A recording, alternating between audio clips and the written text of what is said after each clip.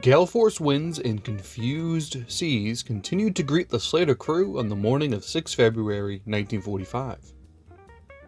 50-degree rolls surely caused some bumps and bruises among the guys. Possibly the reason Seaman First Class Keller and Fireman First Class Scott are on the sick list. It doesn't seem like the convoy could catch a break.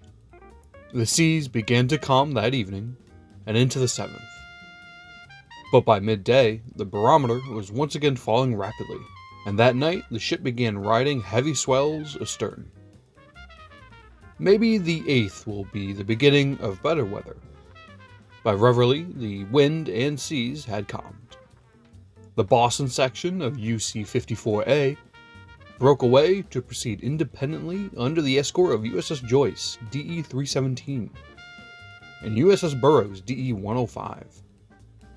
Slater continued on with the main body to New York City, and as they closed in on their destination, USS Underhill, DE-682, happened to be passing through the area en route to escort the British carrier HMS Patroller to the Pacific via the Panama Canal.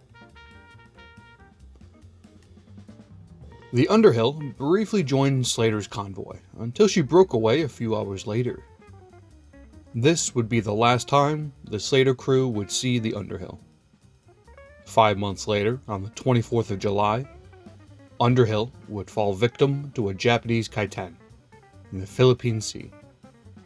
113 of her crew were lost when the destroyer escort was split in two. The safety of New York City came into view just before dawn on the 9th. Unfortunately for Gunner's Mate 2nd Class Davis, this proved to be the most dangerous. While preparing for the eventual unloading of empty 40mm canisters, one fell on his head, resulting in a half-inch laceration and temporary dazedness. After he was treated by the ship's doctor, Slater moored starboard side to the Leonardo Pier in Earl, New Jersey, and unloaded all ammunition for temporary stowage. Slater then set course for the New York Navy Yard, mooring port side to USS Willis, DE-385, who herself was moored port side to USS Rhodes, DE-384, who was in turn moored port side to Pier Dog. At 1700, two new officers reported aboard, Ensign Donald Benson and Ensign Lionel Kunst. At the same time, dozens of the crew departed for varying lengths of leave, and for the next few days, new crew reported aboard for duty, and others returned from their leave. Another week in Slater's wartime service is in a wrap.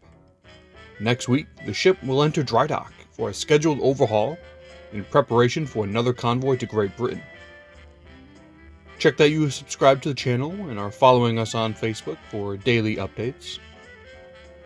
If you are interested in donating to continue the preservation of one of the only remaining destroyer escorts in the world, check out the description below.